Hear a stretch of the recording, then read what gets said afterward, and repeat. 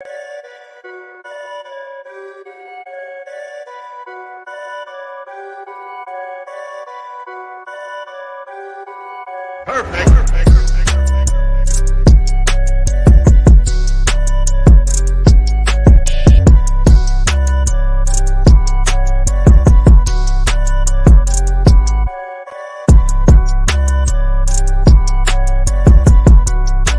Would you like to support the Insiders? Pick up some merch now.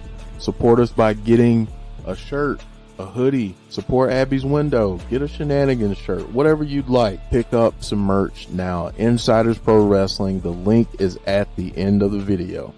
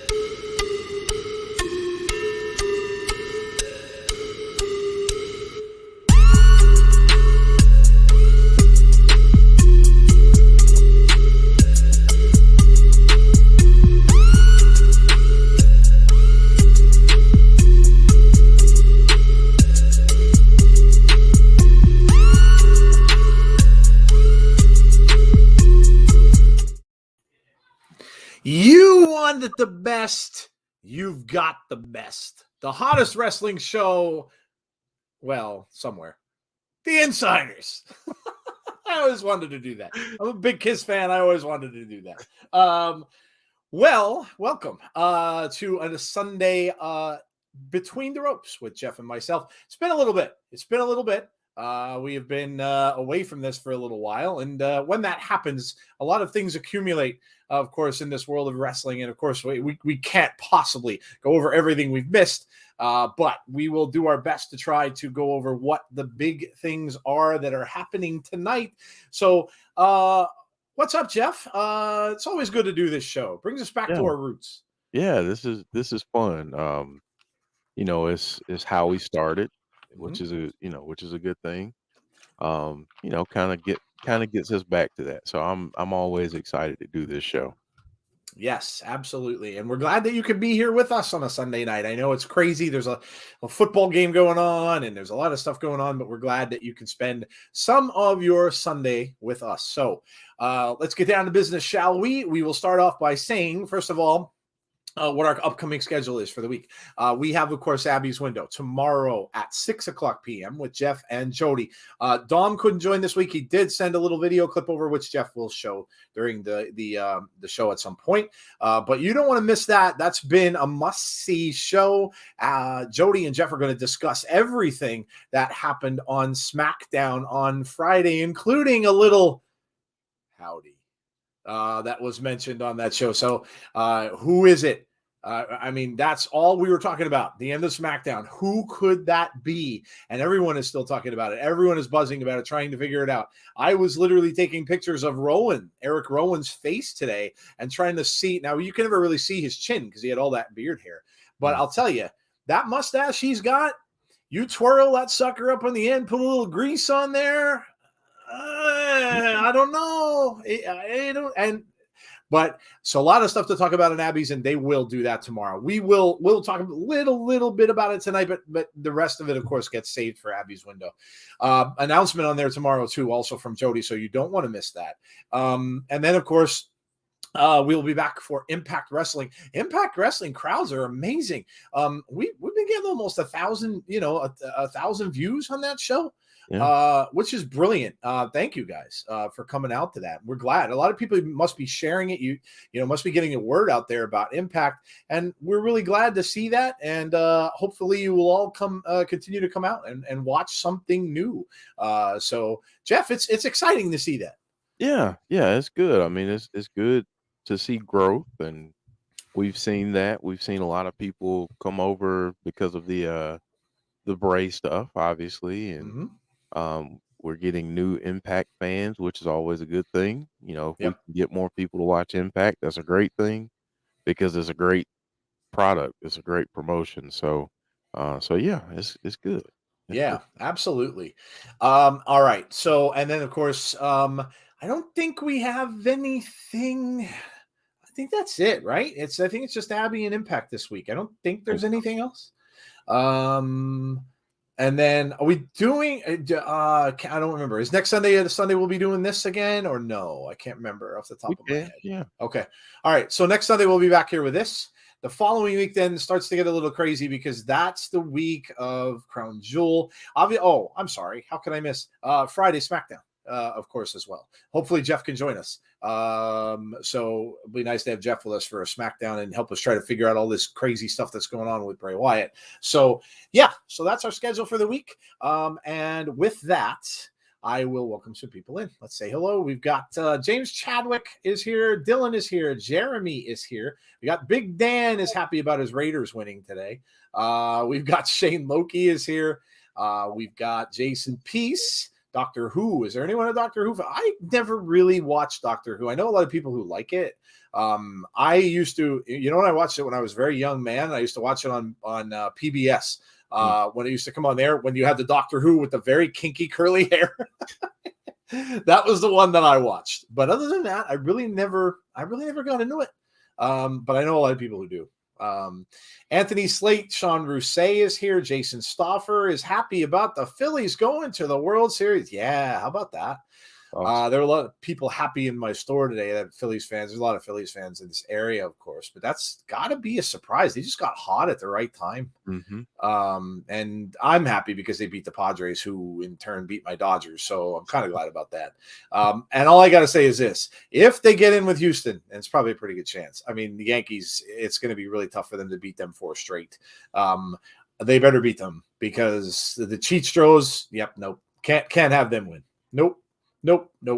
They cheated my Dodgers out of a World Series, and I will never forget that. So hopefully they will beat them. We've got, let's see who else. Conrad is here. What's up, Conrad? Been a long time since we've seen Conrad. Nice to see you. Dana is here. Jeremy is here. Gust is here. If Houston holds on, it'll be a rematch. Yeah, 1980. I do remember that. That was around the last time I went to a baseball game. I haven't been to a pro baseball game since Fernando Valenzuela pitched. Oh, wow. That tells you how long ago that was. Yeah, it's been a long time for me. Wow. So, all right. So, well, there you go.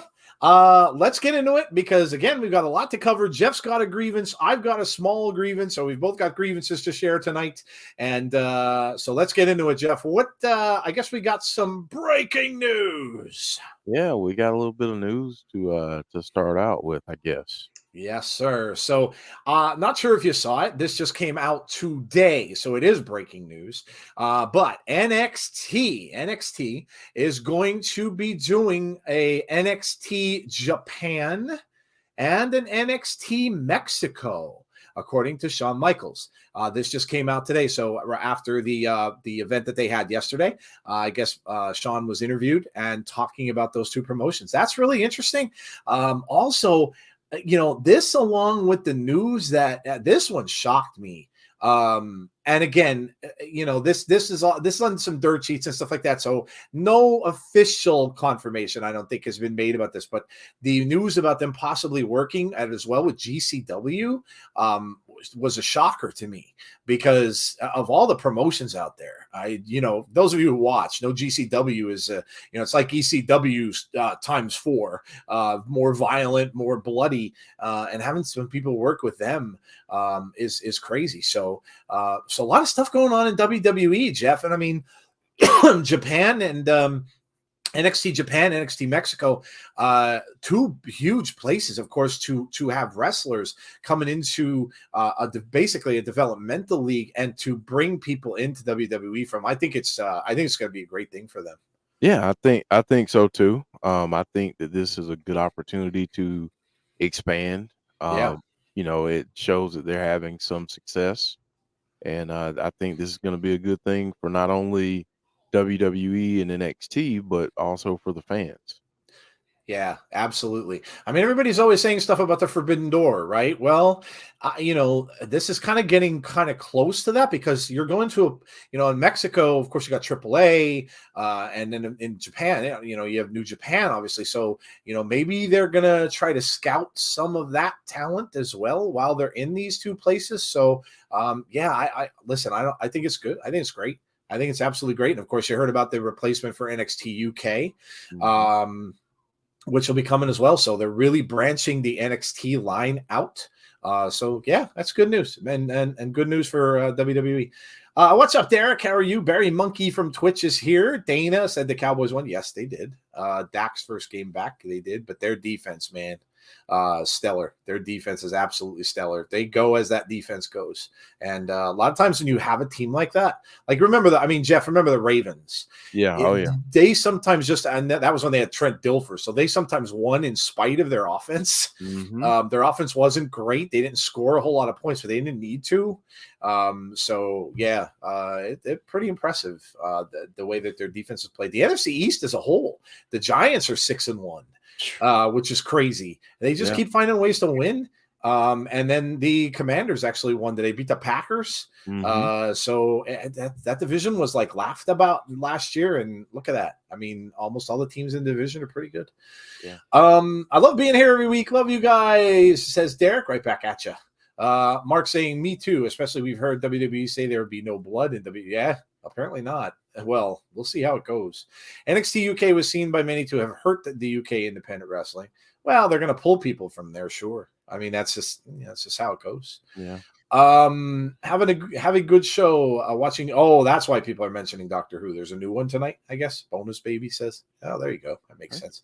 All right, Jeff. What do we got up first? All right. Up first, since we were talking about NXT, we had Halloween Havoc last night. Yes, we did. Halloween Havoc. I really wanted to be on Tazzie's stream, and I just couldn't. I wasn't feeling well last night, and I reached out to Tazzie to tell him I couldn't make it. But yeah, I did manage to watch it. I caught it on somewhat of a replay. I didn't get to see it the first couple of hours, but I did go back and I did watch it. It was a pretty good show. And of course, you could see in the graphic that Jeff has there a person who we covered in Impact Wrestling actually, and Wesley wins the title. So huge for him. Huge shout out and congratulations to Wesley. Great to see that, and very, very glad he won. They did have a haunted house thing. That was with Mandy Rose and Alba in there. So some creepy things in there, I guess. People in costumes and stuff like that, kind of, trying to do little jump scares and things like that. And then that continued in the ring later on. No real title changes in the big titles. Of course, Mandy retained, Braun Breaker retained. The Braun Breaker match was really good. The title match was really good. Dragunov is phenomenal, and McDonough was good as well. So some good matches. It's Halloween Havoc, Jeff, is tough because it's such a when WCW had it and stuff like that, you always seem to have really crazy things happen on that show. Mm-hmm. And it's tough to follow that year after year. And especially the year before with Loomis and everything he did, which I won't talk about because it'll terrify me. But with everything that he did, it's a little tough sometimes to jumpstart that and to beat that. But it was good. I mean, Shotzi's great at host, and they should just keep that going with the wheel and all that stuff. I like that. But yeah, I know you haven't had a chance to watch it yet, but it's definitely worth a watch. Yeah, I'm definitely going to give it a watch. Got to shout out our guy Wesley. Yeah. I'm really happy for him, coming over and going through the adversity that he has.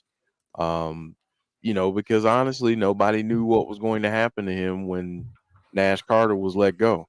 Yeah. No one knew what was going to happen. Would he be let go eventually? I know that there were concerns about that, and look at where he is now. So I'm really happy for that guy.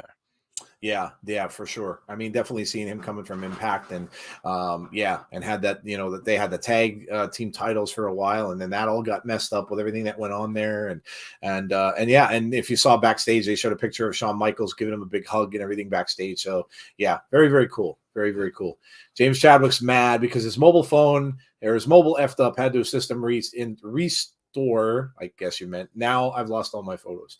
If James, and I only know this because I'm a cellular phone guy and I don't give stuff like this out for free, but I will for you because we like you.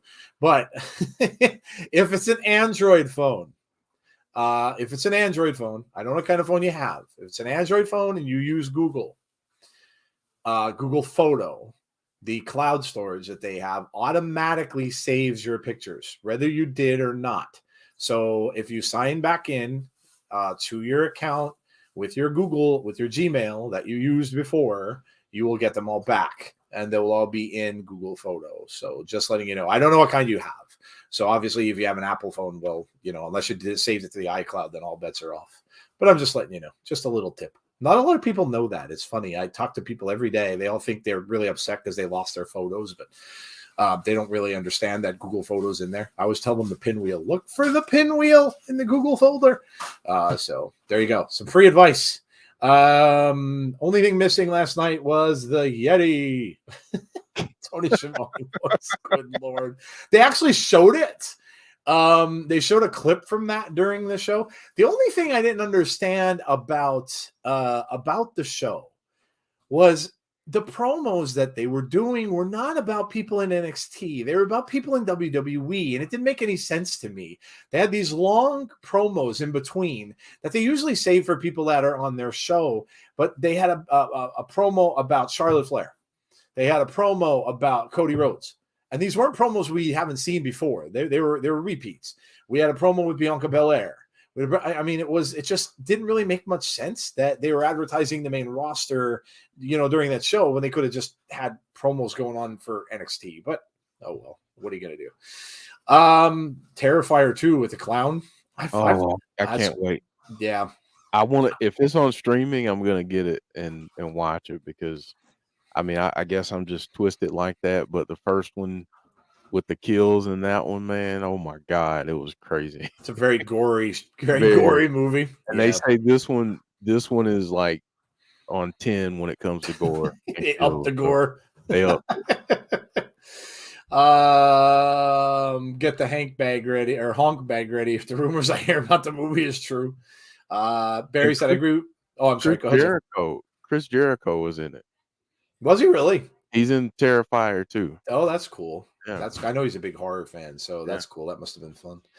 I agree about the promos, like where like they were padding the show. Yeah, it didn't make much sense. I don't know if they were just doing that because there was a time killer. I'm not sure.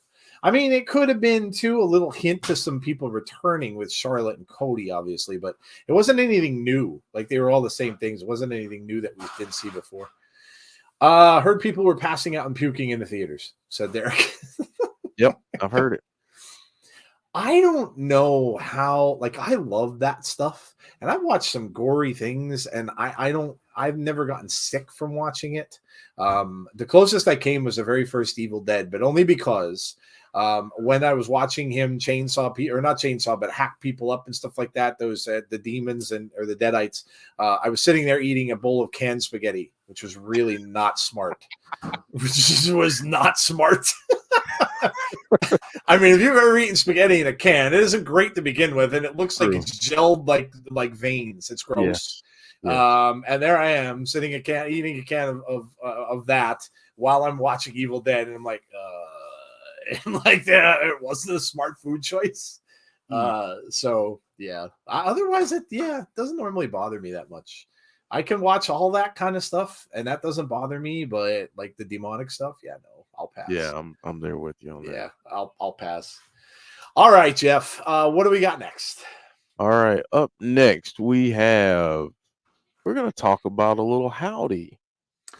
Yeah, we've got to mention this. It's one of the biggest stories out there, and we're going to save the majority of this for Abby's. Of course, you will talk about this tomorrow with Jody in length. But yeah, Jeff, of course, didn't get to talk about it really at all because he wasn't with us on SmackDown. So I'm curious to hear what he has to say about this.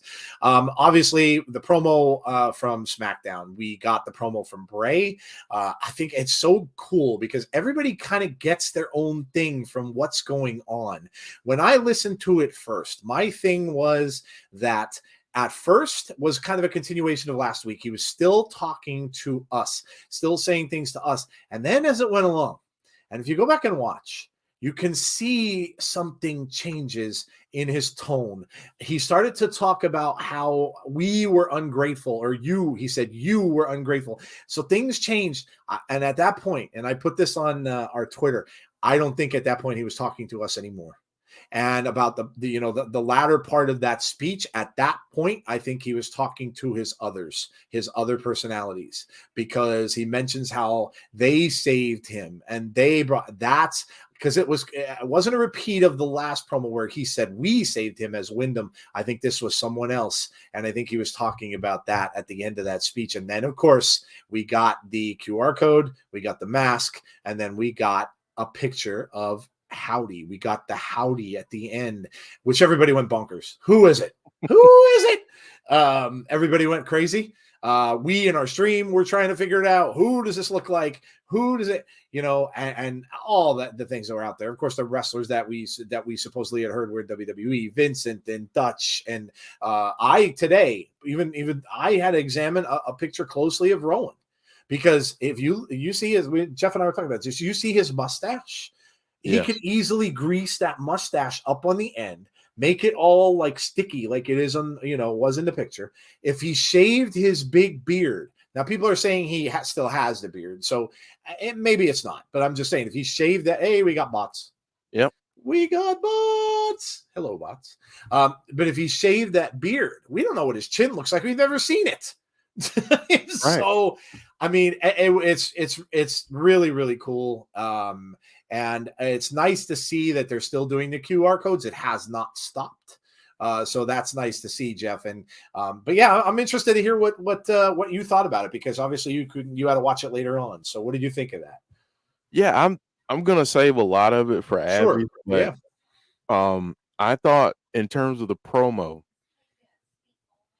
honestly, and Big Dan said this in his comment, it reminded me so much of Jake the Snake. Oh, yep. His cadence and the way that he delivers promos. I mean, the man can talk.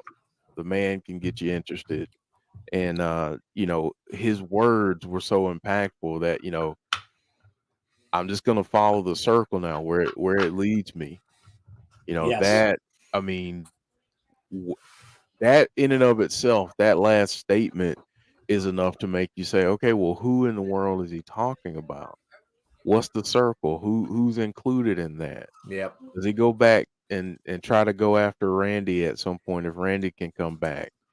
He's got some stuff with Cody when Cody comes back. There are some different ways that they can go with this. So yeah, I honestly am excited about where this is going, and this whole Howdy thing. I'm glad that they're keeping the QR codes going, like you said.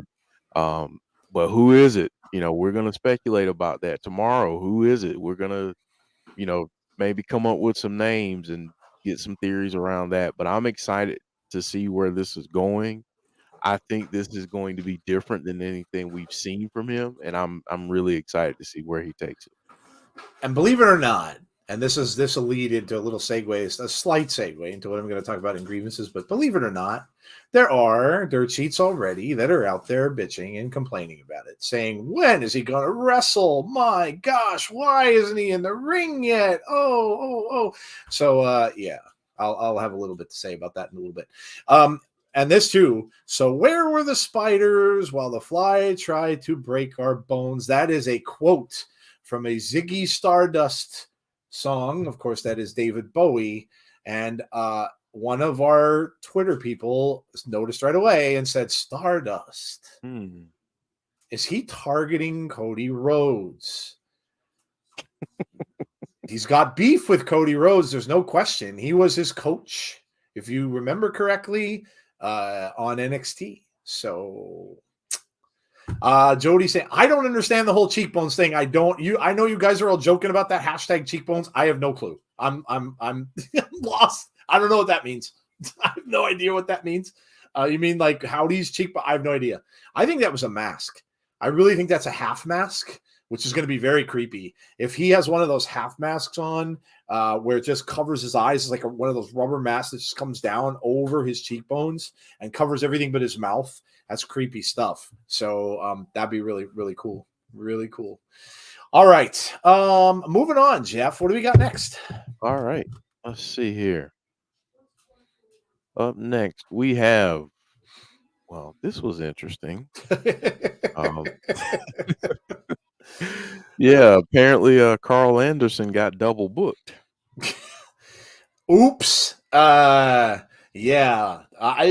This kind of shows you how the best laid plans, that saying that's out there, and sometimes things just don't work out the way they're supposed to. We did know that the Good Brothers were heading to New Japan. That's why it was a little bit of a shock when they showed up on WWE, because it's like, well, wait, what's going on with New Japan?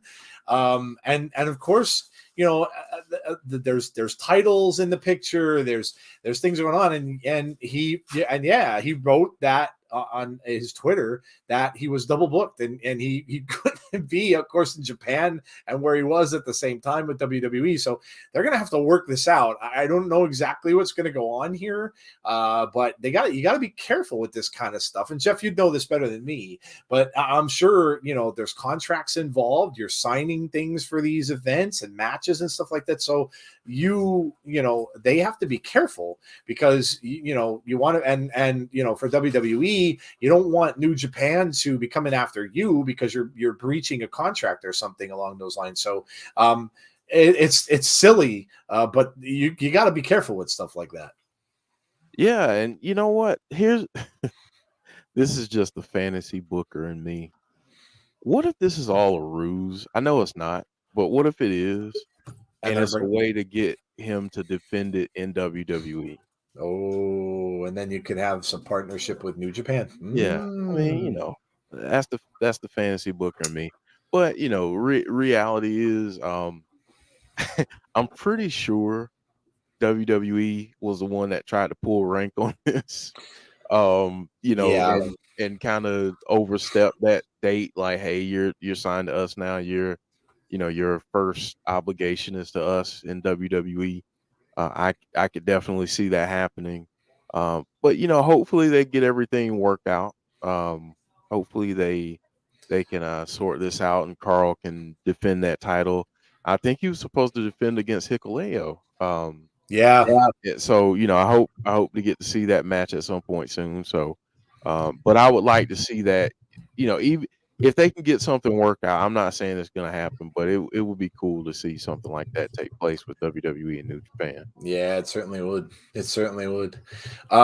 Cheekbones was a joke we started on Tazzy's after party stream, because we were all like, "Who the hell has cheekbones like that?" Yeah, it does. They look like two bony protrusions sticking out the bottom. That's why I think it's a mask.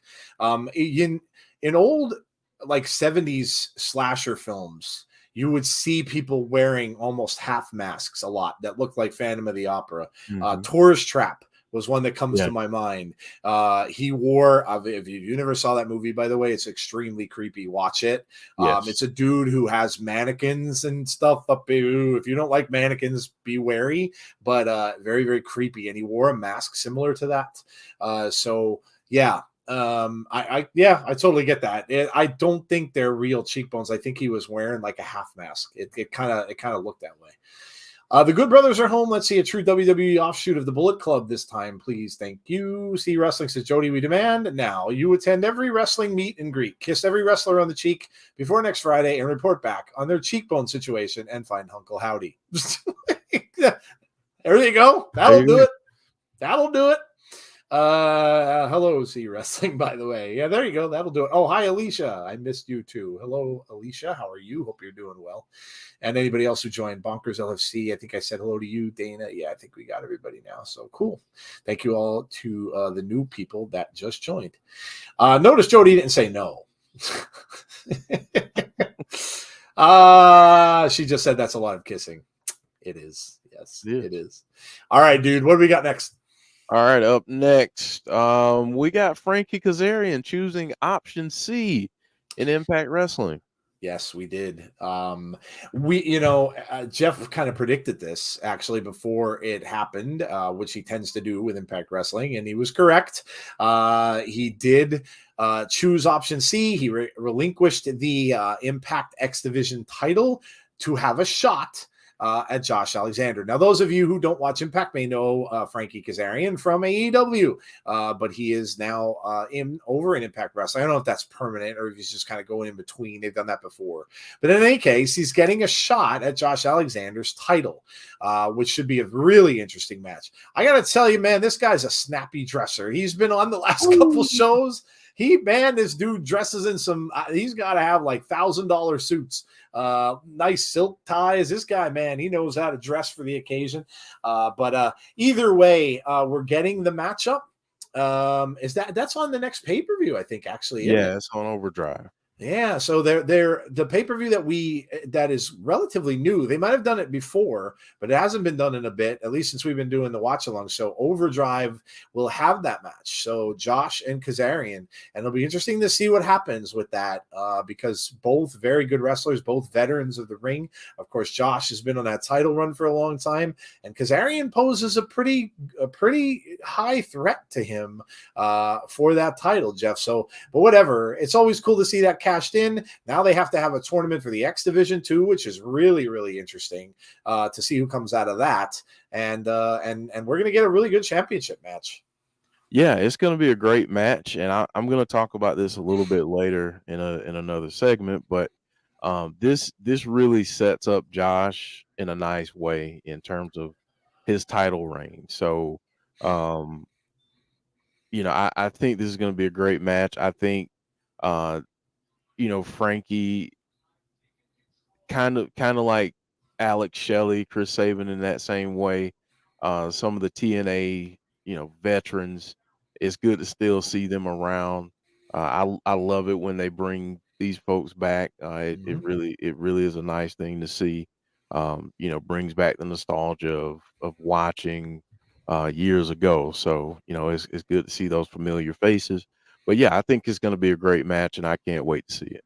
Yeah, definitely. And that pay-per-view is going to be fun between the stuff going on with Bully Ray and all the other things that we've got going on behind the scenes at Impact. It should be a fun pay-per-view, things happening there. So Deanna's here too. Hello, Deanna. How are you? I saw a comment there from you.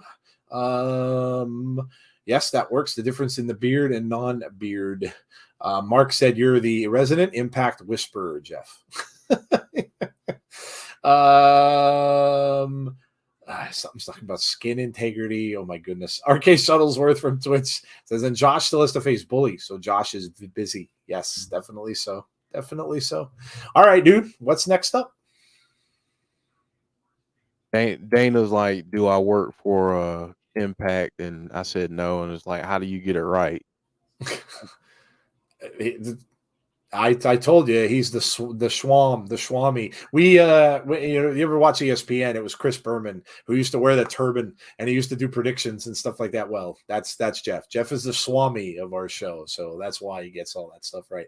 Misfit Wrestling Podcast is here. It's Found the Strangers from 2008. Was filmed in the home state of South Carolina. Oh, that's cool, dude. Florence, South Carolina. I actually had a chance as a newspaper reporter to go down and take pictures of the set. Oh, that's awesome. So I was there when they were filming it. So it was a pretty cool thing. That's awesome. It's getting close. We're only 7 days away from Halloween. Mm-hmm. That's good and bad. The bad is that all the Halloween movies and the horror movies will stop, which kind of sucks. But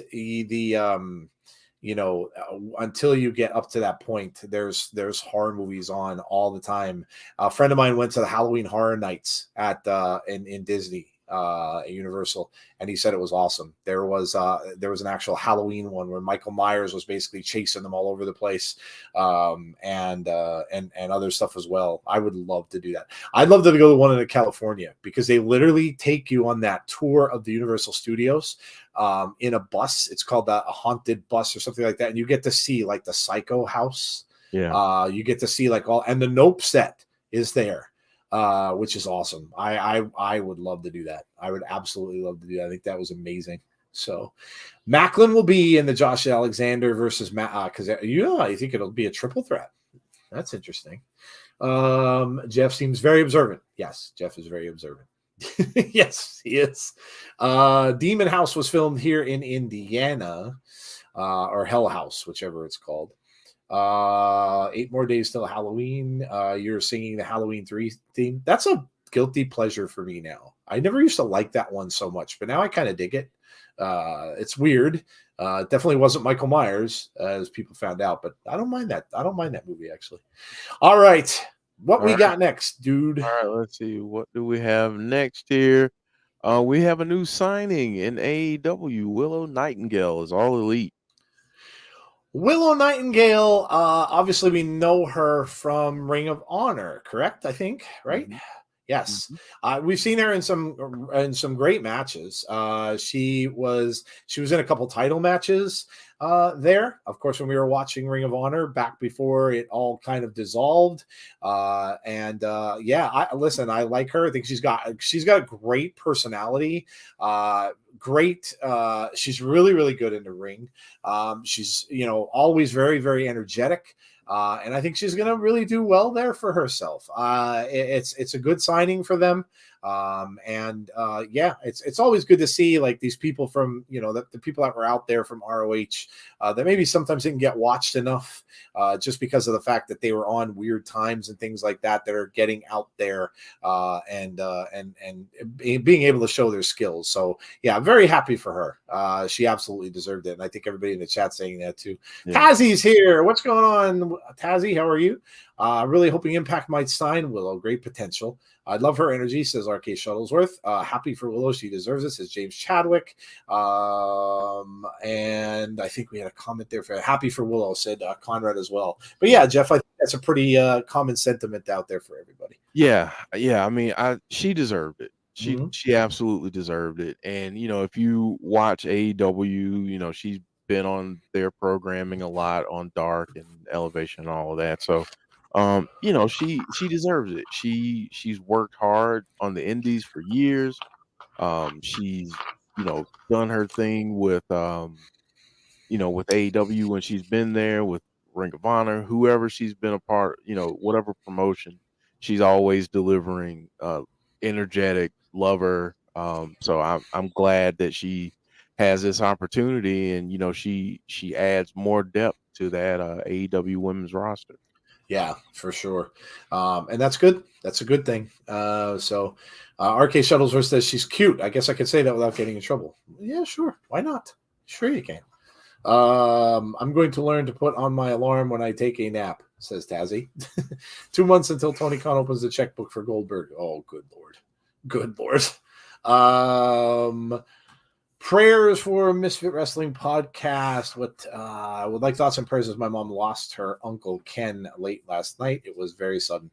Yeah, absolutely. Obviously give her our best. Yeah, thoughts and prayers out for her. Definitely. What else we got here? People talking about where they live. Okay, we're good. What's next?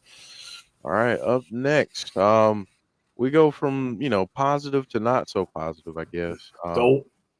Yeah, we hear reports that Ace Steel is gone, and there's always daily reports on the CM Punk thing. So, kind of have to talk about it because it is big news. Yeah, I mean, you don't always like to do this.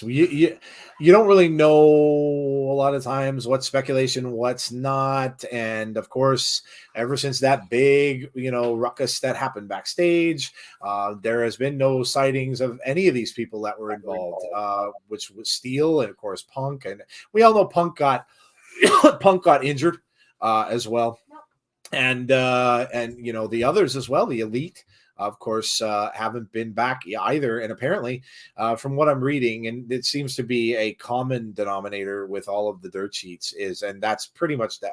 By the way, that's one of the only times you could believe it then, because all of them are saying the same thing.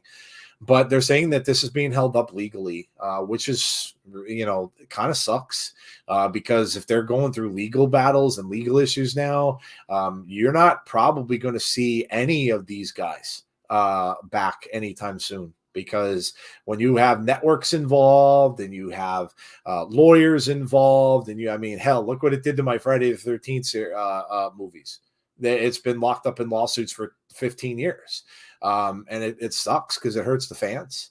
And so, yeah, I mean, it's kind of crappy all around. It's unfortunate that it happened, and it's unfortunate that these guys are all kind of just held up now.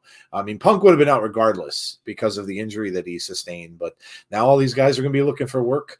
And there's no saying that they're going to get picked up right away, because it's when it's kind of damaged goods. When things happen like that, people stop and kind of think twice, because they're like, well, this happened once, what's to say it's not going to happen again? And so, yeah, it just sucks. It's a sad event. Something was that the crappy that happened, and now who the hell knows where it's going to end up, Jeff. Yeah, yeah, and I mean, this is unfortunate. This is the part of things that you wish you didn't see. And it just sucks. It really does. And for people who are fans, and I know Conrad is one of Mm-hmm. CM Punk. This is tough, tough for the fans, because you waited all those years for him to be back, Yep. and now he's away again, and we don't know how long, or what's going to happen. So it's just an unfortunate situation. It's one that I wish that all parties involved could work out, but sometimes you can't, and sometimes things are left they're not resolved. So Yep. so hopefully there can be some resolution at some point with this. Yes. Yeah. Yeah. That's all you can really hope for, is that everything gets worked out between all the parties involved, and the fans, get to see their favorites back at some point somewhere down the road. So, I think Punk just let the hype in his head and puffed up ego get in his way too much, says Jody. I want Punk to go back to UFC, says Dana. My thing has always been things between him and Cabana weren't ever resolved. Stopped watching wrestling for years. Those years were when Punk was at WWE, so only seen him in AEW. I can't understand what people see in him. The word average comes to my mind. Punk was that way in WWE. Ace Steel is all released, says Misfit. CM Punk is not coming back, said Brandon. Kenny Omega and the Young Bucks go to WWE. Something about this I want to get out. Whatever happens, I feel like this will hurt AEW in the long term. Conrad says, I feel for the situation. I've rarely heard anything negative from Elite Camp. Yeah. So, yeah, it's like I said, just unfortunate. It's just unfortunate. So hopefully it resolves itself, and we'll see what ends up happening. So what's up next, man?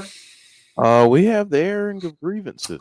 Oh, everybody's favorite segment of our show is coming up next. And you all know we've got to hear from one Ben Stiller before we do. So here we go. The airing of grievances. I got a lot of problems with you people. Now you're going to hear about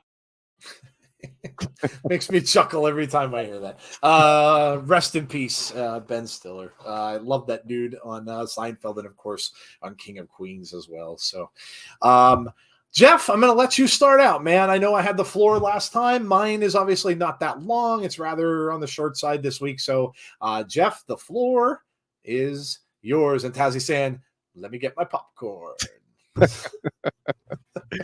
I don't want to take too long and belabor this, but the being an Impact fan or a wrestling fan in general, sometimes you hear some rumblings and things about booking and the company's booking decisions, and all of these different things, and we get all of these experienced bookers coming out of the woodworks on social media, and yeah, Misfit saying you mean Jerry Stiller. Yeah, Ben's still Oh, Ben's the yes, son. Jerry Stiller. Um, Yes, Ben's not. but Yes.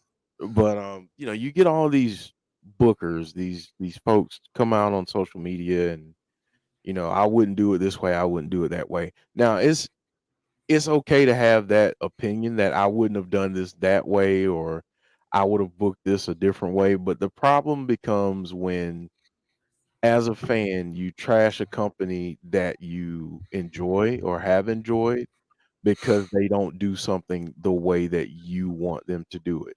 Just because they made one booking decision doesn't mean that they're a trash company or terrible or anything like that. It's just they're doing what's best for their storylines for their company.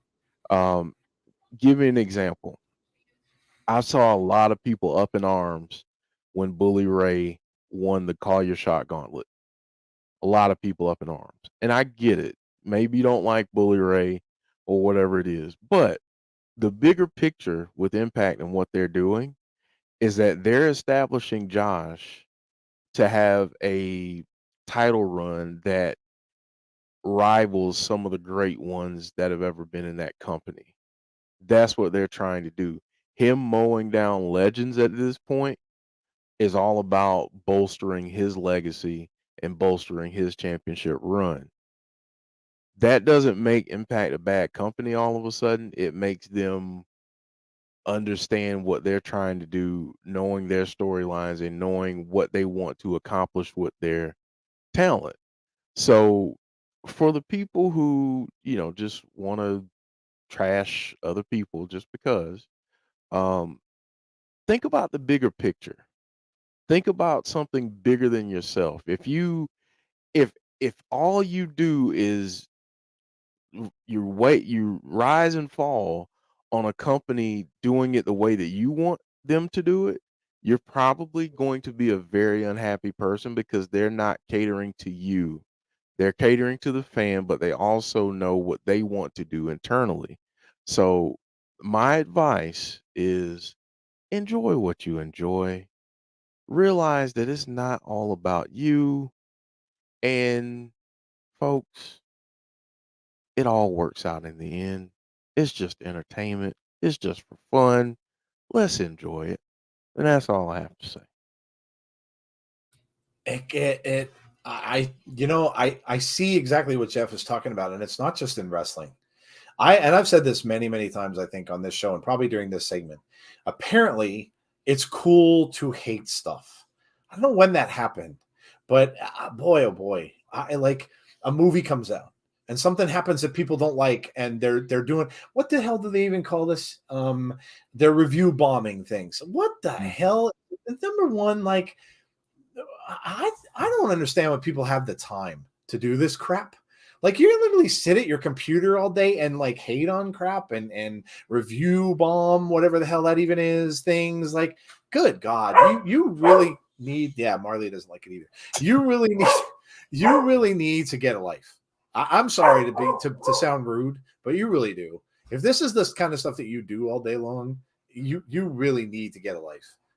Because my God, do something that makes, like Jeff said, why spend all day doing stuff that's going to make you mad? Like there's so much out there that you can do. Good Lord, take a walk. Look at the sunshine. Look at a sunset. Do things that make you happy. My goodness. But yeah, I just don't get it. I just really don't get it. So yeah, that's good stuff. And yeah, just enjoy what you enjoy. And you know what? Ultimately, like Jeff said, if you don't like it, there's a turn off button on your remote control. There's a channel change button on your remote control. There are other things you can do, lots of them.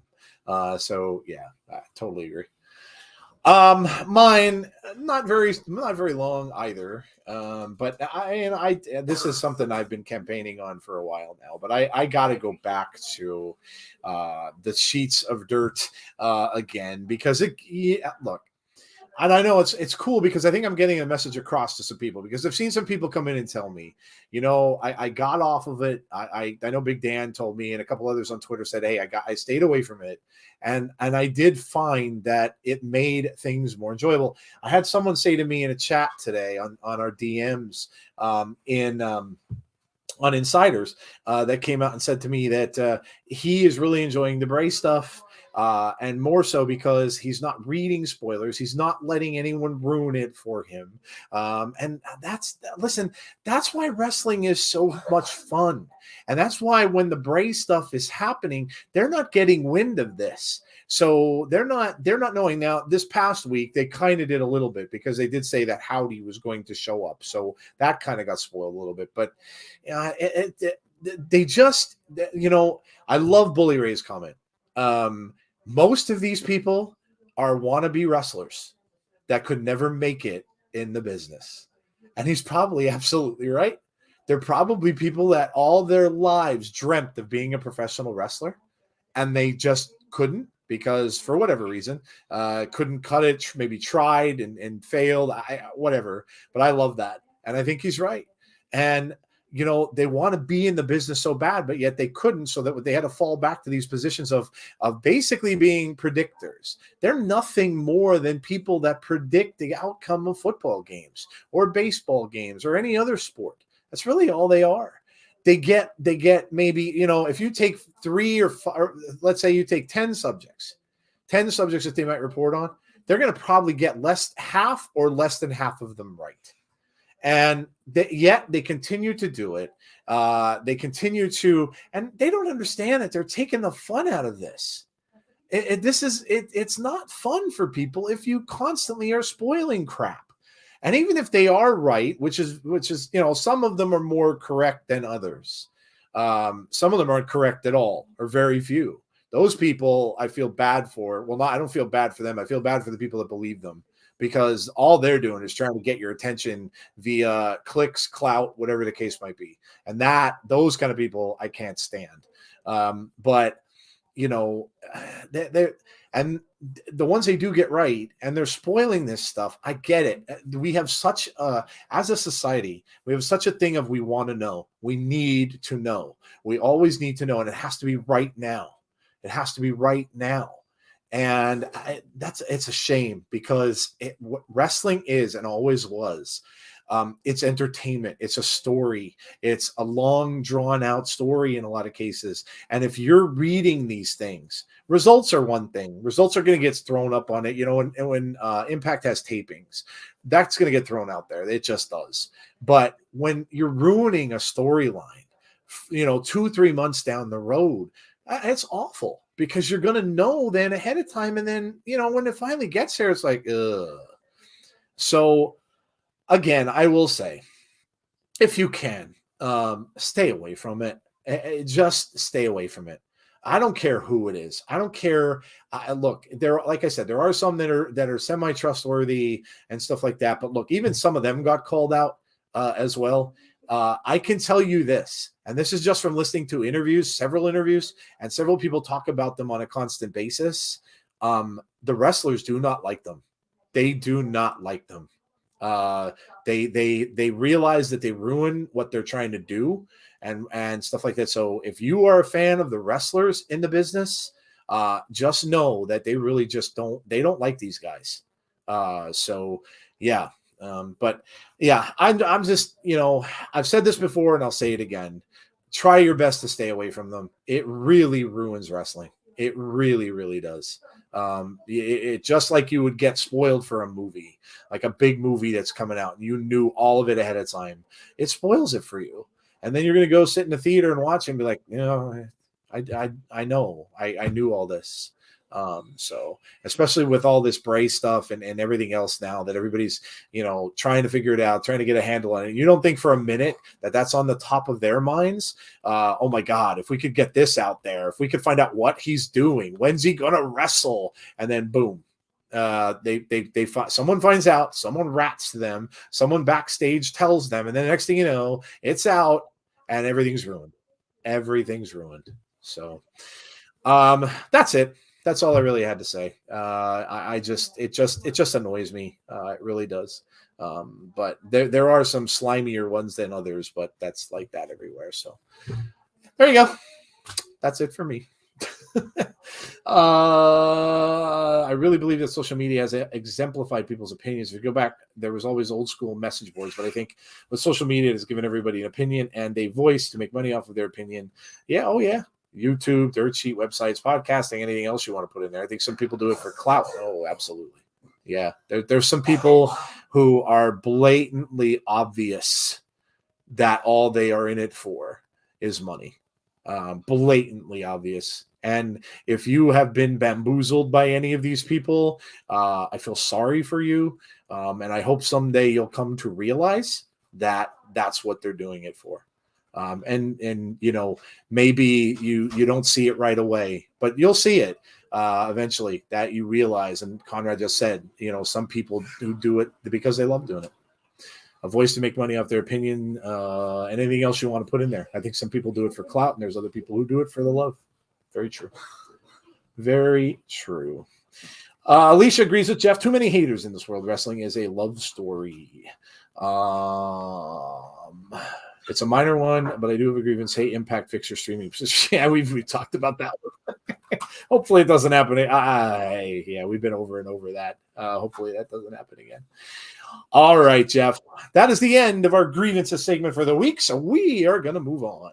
What do we got next? Yes, we're going to go to sell or no sell. So you guys know how this works. You can play along in the chat. This is our sell or no sell debate segment, very similar to what you might see on debate shows for sports, like Skip and Shannon, and of course Stephen A. Smith and what he does. Very similar to that, except we're not overacting people who yell a lot.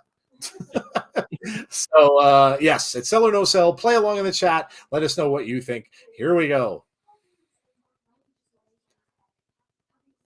We got a new graphic. That's awesome. Yeah. Sell or no sell. So the first topic, a GCW WWE partnership will be good for both companies. Oh man. It's very odd. I said it earlier. It'd be a very odd type of partnership. But yeah, and I think Big Dan mentioned earlier that, you know, you had something similar with ECW at one point. Now, you're going to have people who are fans of GCW that may not want this to happen because of what happened in the past with ECW. We all know that story. ECW was bought up and partnered with them, and then next thing you know, ECW became not ECW anymore. So, wow.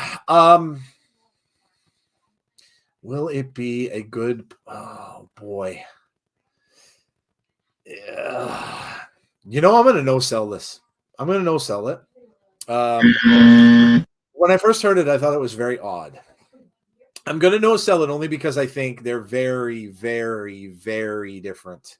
And GCW kind of does its own thing. They've got they got some strange things going on there sometimes, and death matches and barbed wire matches and very, very crazy stuff. They've got a very hardcore following as well.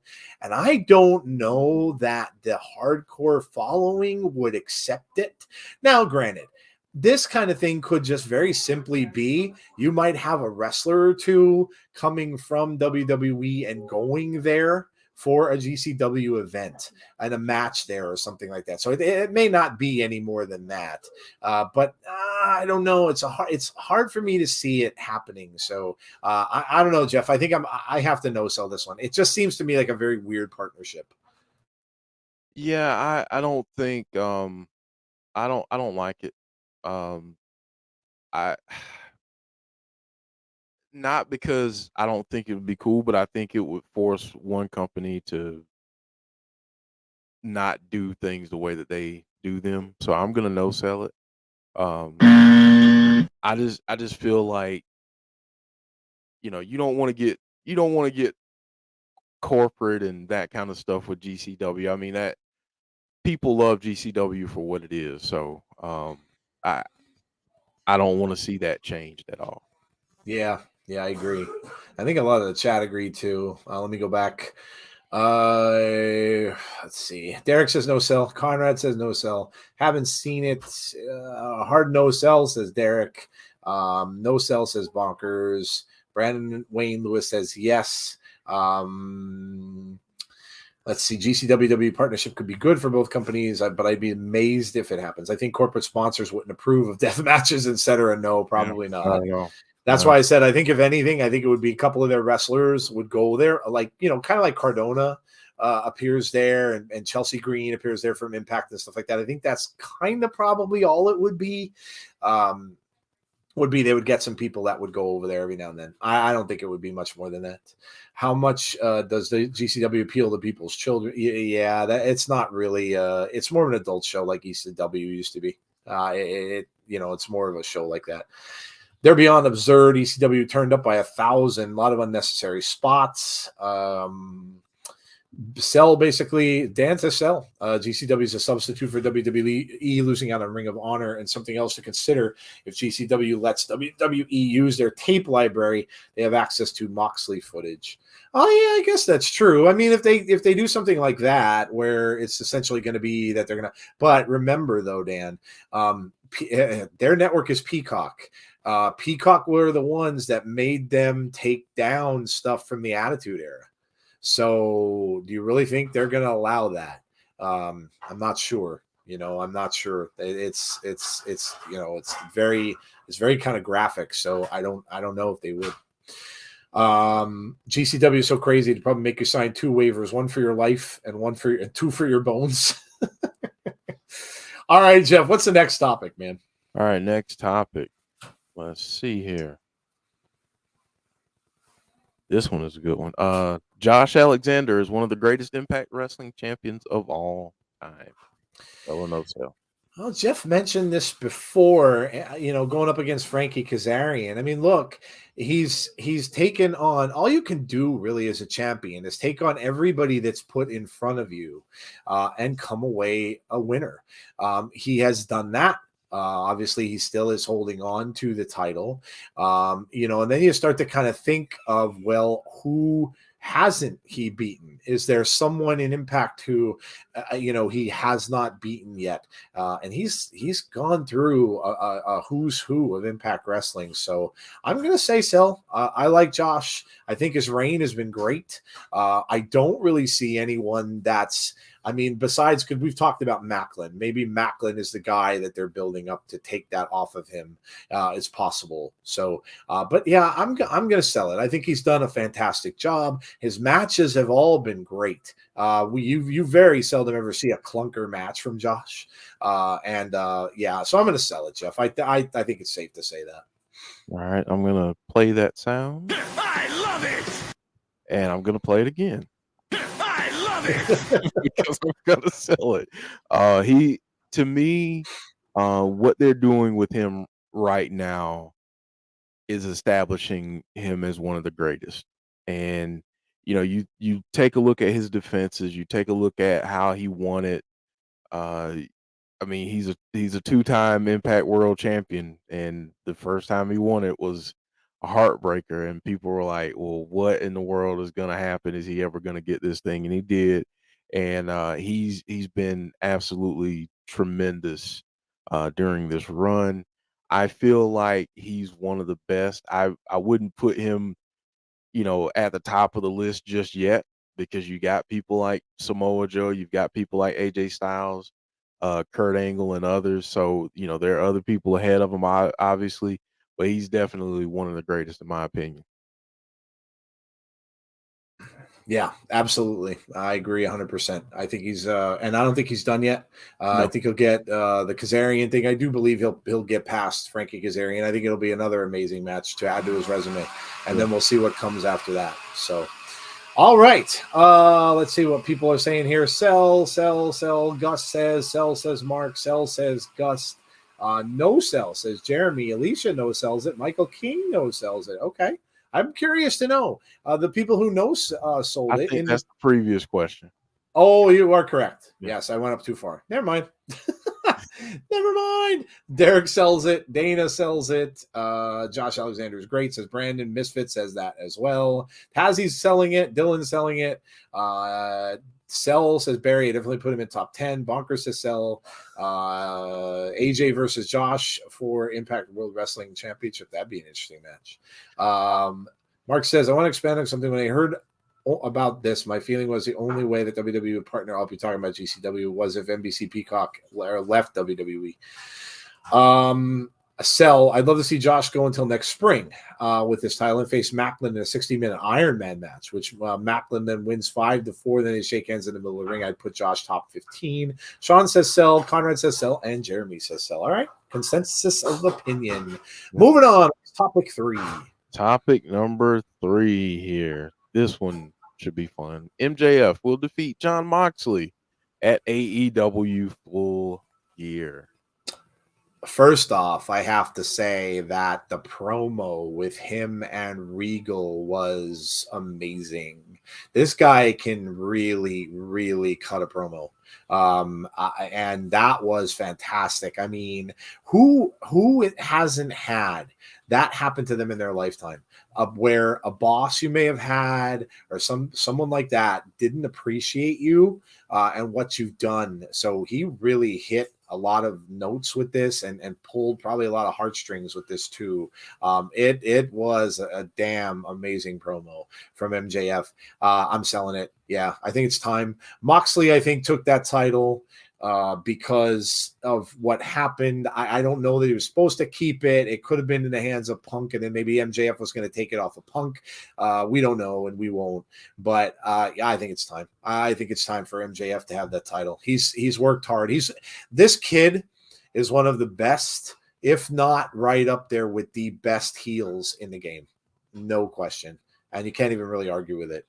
So I'm selling it. Yeah, I think he will be champ. Yep. I love it. And might as well play it again. MJF is one of the most talented professional wrestlers. You know, in turn, you know how they talk about a 5-tool player. Yep. In baseball, he's that in wrestling, and I think it's his time. He's young, yes, but he's only going to get better with time, and honestly, that's scary because as good as he is right now, to think that 3-4 years from now he's going to be even better than he is today, that is, I mean, wow. But it is his time. I'm ready to see him as champion and see what he can do. But I'm really loving everything that he's doing. The promo was fire.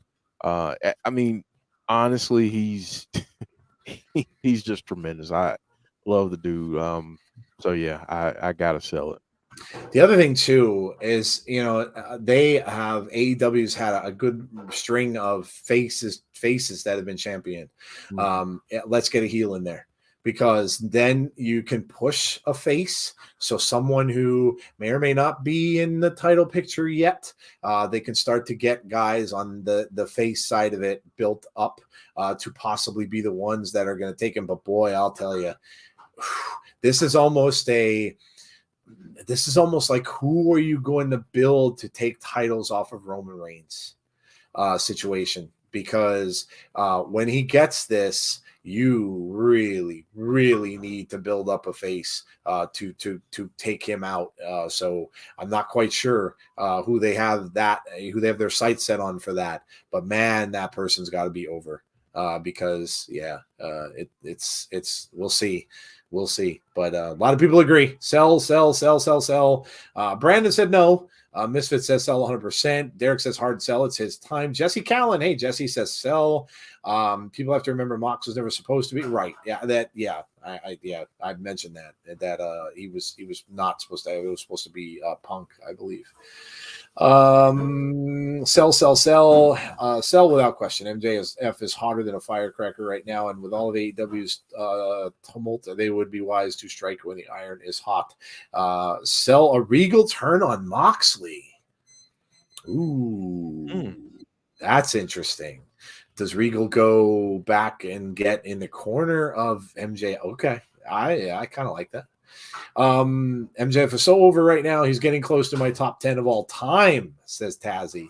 I'm in favor of a heel champ. Moxley was supposed to be on vacation. Yeah, he was. He's probably going to be taking some time off. So good stuff. Eddie Kingston should be that guy. Oh, you mean to build up as a face to take him home? Yeah, he's very well liked. Could be. Mark says sell. All right. Well, that is our debate topics for this evening. Sell or no sell. So thank you all for playing along. We really appreciate that. And what have we got up next, Jeff?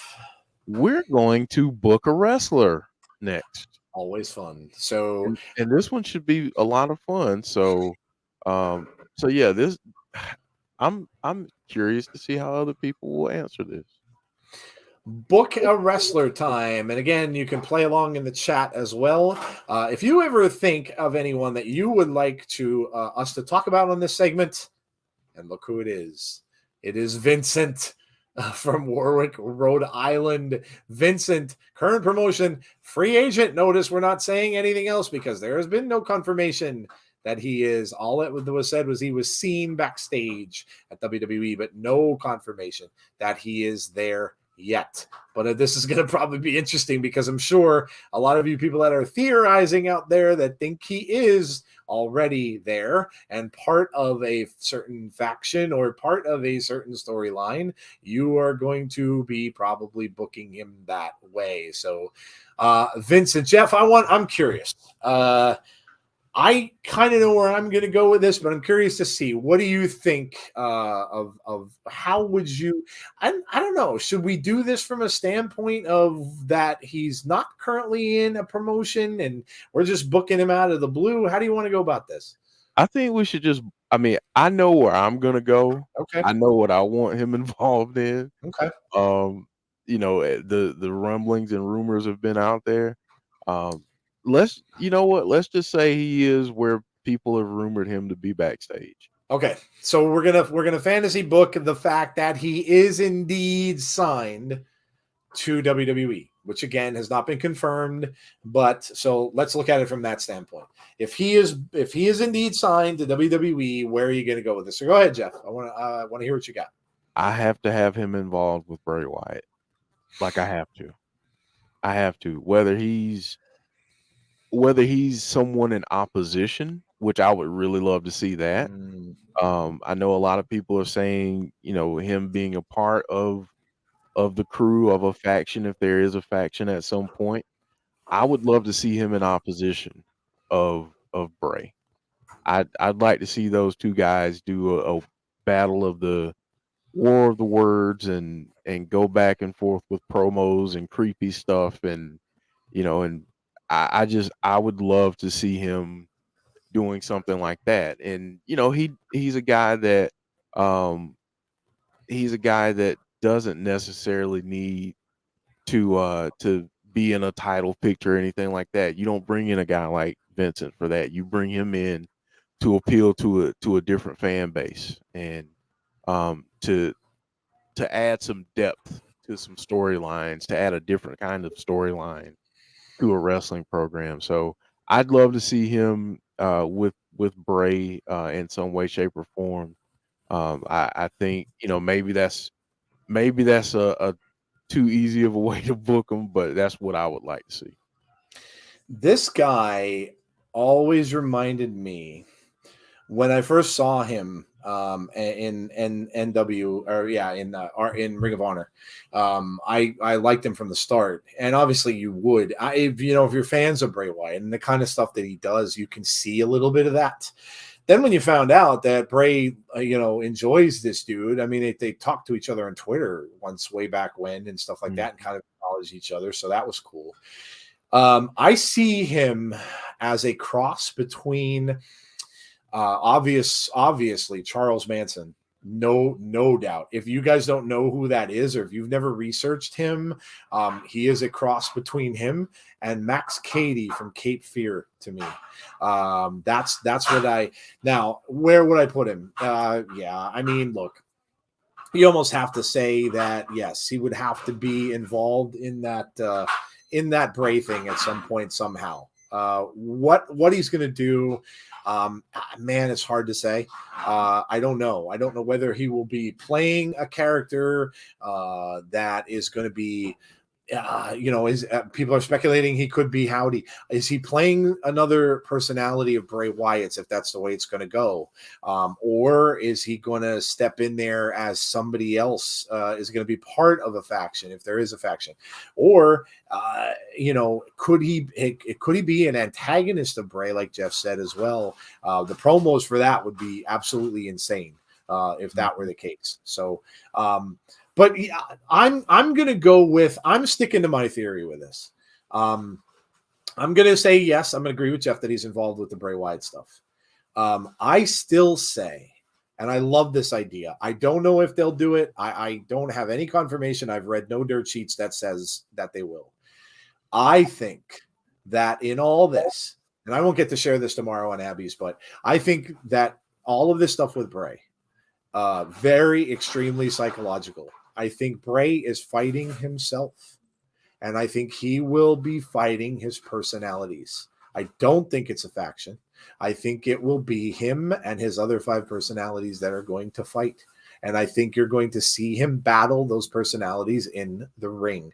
And I think that people will portray these personalities. So that's what I think we're going to see. Think about it. It had never been done before, except for Taker versus Taker.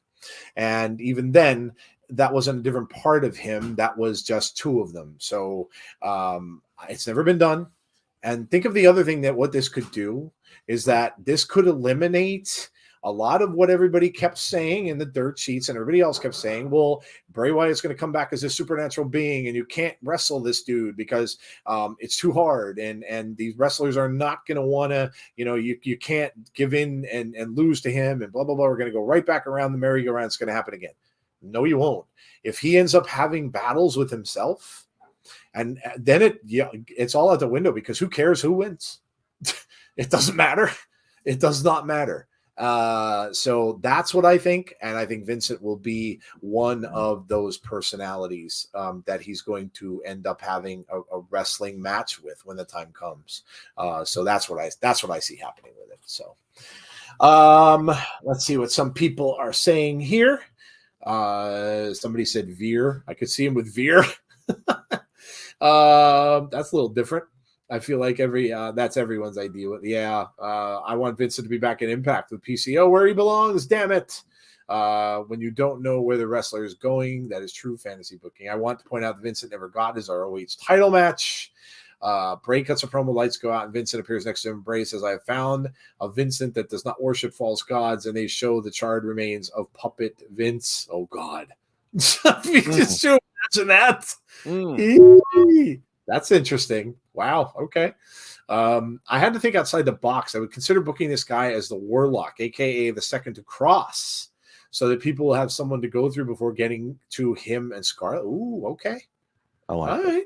right. I dig that. Yeah. This would allow him to assist in the tarot cards, and you could even have an eventual turn with the tarot cards lying and turn him babyface or keep him healed. That's pretty cool. Gacy's faction is revealing a new member this week. Could it be Vincent? It could. I mean, anything could happen in wrestling. He's been there. Whoever it is, been there for a while. They've been hiding behind that mask. I don't know. I don't know that they would put them in NXT. They could. Yeah. I mean, I guess it could happen.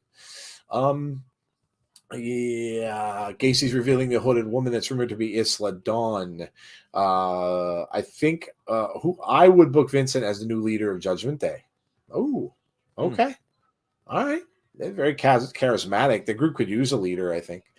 Probably a character involved in the Bray stuff in his dream, and Vincent will fight him and then be with Bray in a cult later on, says Bonkers LFC. All right. Cool stuff. Like I said, if there's a wrestler, present or past, it doesn't matter. We've done Bray in the past when he was the Fiend and stuff like that. So we've covered some of these, obviously, through the years. But if there's somebody that you would like us to book in a future show, let us know. Put it in the comments in the video today.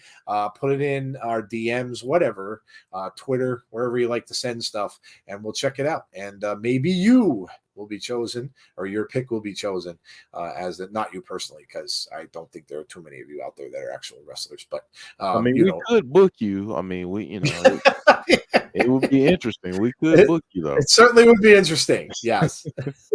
All right. All right. So that's our Book of Wrestler segment. What's up next? All right. So next we're going to favorite moments of the week. Yes. Favorite moments of the week in all of wrestling, guys. Play along again. Like I said, let us know what were your 3 moments of the week. And here's what I would ask, because I know you guys all like to spit them all out at once. Keep them to go play along with us if you would, because it makes it a little bit tough for me, and then I kind of spoil everybody's whole thing. So if you're going to name them, start with number 3, and I'll give you a cue. So right now, when Jeff gives his number 3, you guys give your number 3 favorite moment of the week, and we'll do 3, we'll do 2, we'll do 1, and we'll do them all together. This way, everybody's not doing different stuff, naming a 3, and then some people are giving them all and stuff like that. So do the 3 right when Jeff tells you what his 3rd favorite moment of the week is, which he's gonna do right now. All right, my number 3 moment of the week, and I have to include this: Willow Nightingale being signed to AEW. That was tremendous for me. That was awesome. She deserved it. Yeah, I was happy to see that. Yeah, very, very cool moment. And like I said, she just seems like a wonderful person. I don't know her, but she just comes off as being, very energetic, happy to be doing what she's doing. And you got to love that. Got to love that. My number 3. This happened, of course, on Raw. The reappearance of JBL in the limo. And, of course, Baron. I know I was texting Jeff because it was pretty exciting. And Baron freaking Corbin, coming over to Raw in place of Rey Mysterio, and he was with JBL. And I think this is fantastic booking because, and I said that him having a mouthpiece now is amazing, and JBL did everything he could do to put this dude over, whether it was in the ring and also when he was at the announce table. Very intelligent. It reminded me a lot of Don Callis and Kenny Omega. How Don takes him out to the ring, does some in-ring stuff, and then goes over to, not wrestling-wise, obviously Kenny Omega's, on another level, but how he would do that, the in-ring stuff, and then he would go to the announce table, do the announce table stuff. I dug it. And I really think that this is going to help Baron Corbin move on to being a big, listen, Baron Corbin, hate him or not, hate him, like him, whatever, he's a good wrestler. Yes. And his peers say that. So I think he deserves to climb up that ladder now, get away from all that other stuff that he was doing. I will say this: he needs some new wardrobes. First of all, dump the hat. The hat's got to go. The hat needs to go, and then he needs some new tights because it wasn't good. But I love that. I really, really love that. I thought it was fantastic. So good for Baron Corbin and a fresh start. And it's going to work out well both ways. Fresh start for Ray too, because you know what? I think the Dominic stuff is getting a little old. Mm-hmm. And I think it was time for him to move on. It's time for Baron Corbin to move on. Give them both fresh starts, and just go ahead and do it. This would happen a lot of other years where people would just move for no reason, but there really was never any good reason for doing it. With these two guys, I think it was really a good reason. So, let's see. Judgment Day is doing fine without a leader. Let's see. Dalton Castle. Okay, Derek Fleming saying number 3, Dalton Castle on AEW television. That was a cool moment. Mm. Gus says JBL announcing him being Baron Corbin's manager. Misfit says Nakamura returning to NXT. Yeah, very cool. Liv Morgan's continued transformation, said Dan at number 3. Number 3 is triple threat match at Halloween Havoc. Okay, yeah. The main event. Yeah, it was a good main event. Conrad says Willow gets signed. I've been asking for months. So he agrees with Jeff. Arcade Shuttlesworth said, I'm never prepared for this segment. That's all right. You can think about it. We're not gonna penalize you because you're not prepared, like a quiz. He's not a bad wrestler, but I still prefer broke Baron Corbin. Well, that was funny. Yeah, the gimmick was funny. 3 was Ray on SmackDown. Okay. Gus says I love him as the acting manager look. Bum ass Corbin for life.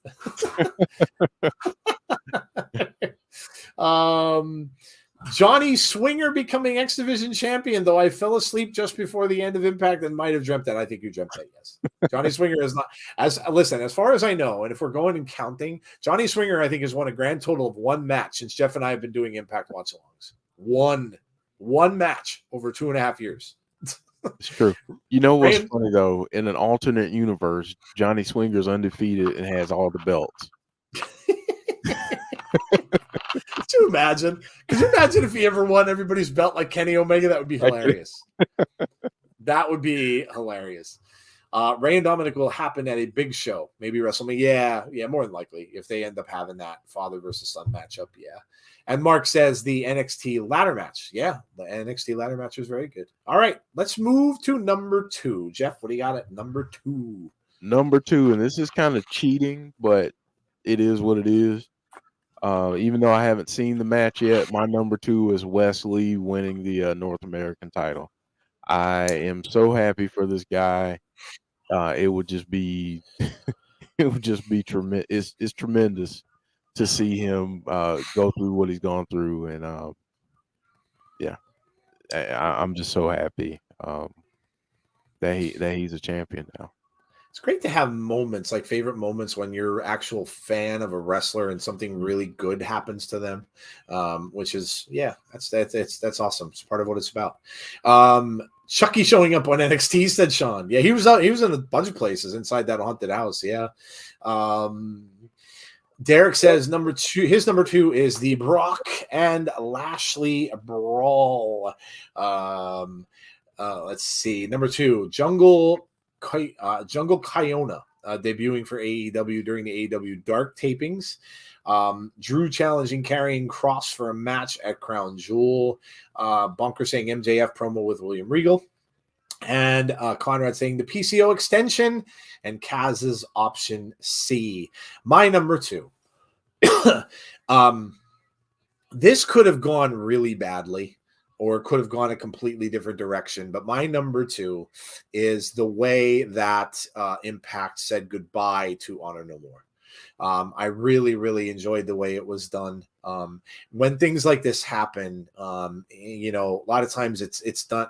I've got to commend Impact for this, because in other wrestling, when someone leaves, there's some animosity there. They don't always let them go out in a good way because they're upset and pissed that they left in the first place. But it was done really well. It was done as part of the storyline. They were all out there, and just a big fight that happened. And of course, the man who is one that is staying in Impact, and he just re-signed, as you heard Conrad's comment. PCO was the one who wiped him out, and that was awesome. They just got taken out. And what I like about it too is after it was all over, Maria went on Twitter and just said some wonderful things about Impact Wrestling, saying they loved it and thank you for the opportunity, and we're very gracious. People kind of rag on her, and I really don't know why. The things I've heard with her on Busted Open and talking about what she wants to do with women's wrestling and things like that, I don't know. I think to me she seems like a pretty good person. So I really thought that was done well. And very similar, Jeff, to how Taya left when she left, and they had her as part of a storyline leaving and stuff like that. Reminded me of that. And it just goes to show you that they're not holding grudges against people for not sticking around, and they're not booting them out the door and making them look stupid when they're leaving and stuff like that. So I really dug it. That's my number 2. All right. Let's see if we got anybody other twos. Wesley winning the North American Championship. The guy loses his tag team partner whose schmuckiness cut up to him and bounces back nicely. He seems like a fantastic young man. PCO extension and Kaz option C. Rhino and Heath winning the tag team titles. Yeah, that was a good moment. Absolutely good moment for those two. Tazzy saying number 2 is Regal and MJF's promo. I loved her in 205 Live, says Gus, and Regal. And okay, Brandon Wayne's going to number 1. So I guess we should too. Jeff, what's your number 1? All right, so my number 1 this week is that promo with MJF and William Regal. I said this earlier about MJF, so I won't go on and on. But honestly, that segment for me just showcases how good MJF is and how good he can be. And I mean, he's the future. He's the future. He's just a tremendous talent, and I can't wait to see what's next. And yes, for me, I also have to throw in. I didn't get to see everything yet, but the Bray Wyatt stuff is always going to be top of the list for me. But yeah, MJF, William Regal, tremendous. It's so funny how Jeff and I could be on the same page and never discuss it at the same time. He was talking about MJF, and I'm like, how am I not going to put that in there? And I'm like, you know what? I'm going to say 2 things, and I picked the same 2. I'll start off with Bray. Look, whatever he's doing with this is brilliant. The man, and this is why I like his work. This is why I like him as a wrestler, and I like what he does. The intelligence behind this. And like I was telling you guys, I was in awe. When he started off that promo, and you kind of thought, okay, he kind of looks like Wyndham again. He's got the same, and he kind of started that way. And then a little bit later, it got real weird. And then it transitioned a little bit more. And then it went another direction. And then, oh my God, I honestly don't know how he keeps it all straight. And it just all comes from his head. Brilliant. Absolutely brilliant. And whether or not my theory is right about it being that he was talking to his other personalities, it doesn't even matter, because what it's doing is it's making us think of that kind of stuff. And I love it. That's what wrestling's about. It makes you think, and I love it. So, and then of course the promo from MJF is one for the ages. It literally, I heard LaGreca saying on Busted Open that it was one of his favorite promos he's ever seen in wrestling, in professional wrestling. He watches a lot of wrestling. He goes back to, like Jeff did, watches a lot of the old NWA and the territories and stuff like that. Saw a lot more than I was able to, because I could only see a lot of the northern stuff. And so, that coming from him and somebody that's watched a lot of this, and Jeff's watched a lot of it too, saying how good of a promo that says something for that young man. And yeah, it really was. I was watching it live, and I was intrigued the entire time. I was sitting on the edge of my seat. I wasn't paying attention to anything else. Sometimes I'm looking at my phone or whatever. I was not. I was tuned in, 100% paying attention, and it was phenomenal. Just a phenomenal job by him.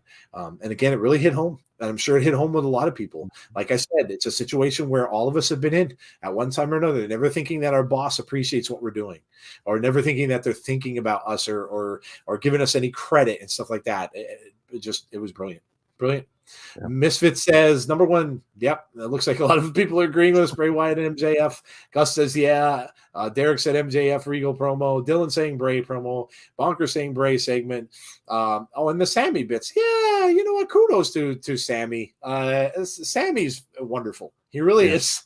He's just, everything he does, he puts his all into. It doesn't matter if it's something stupid like getting run over by a big, humongous hand from Jackass, or whether it's doing these things with the bloodline. He puts his all into everything, and that's an MVP. It's an MVP of the company, because it's a great guy to have. Because no matter what he does, he's giving you 100%. So yeah, I love Sammy. Derek saying Bray promo. I have number 2, number 1s. Well, we couldn't decide either, so it's all good.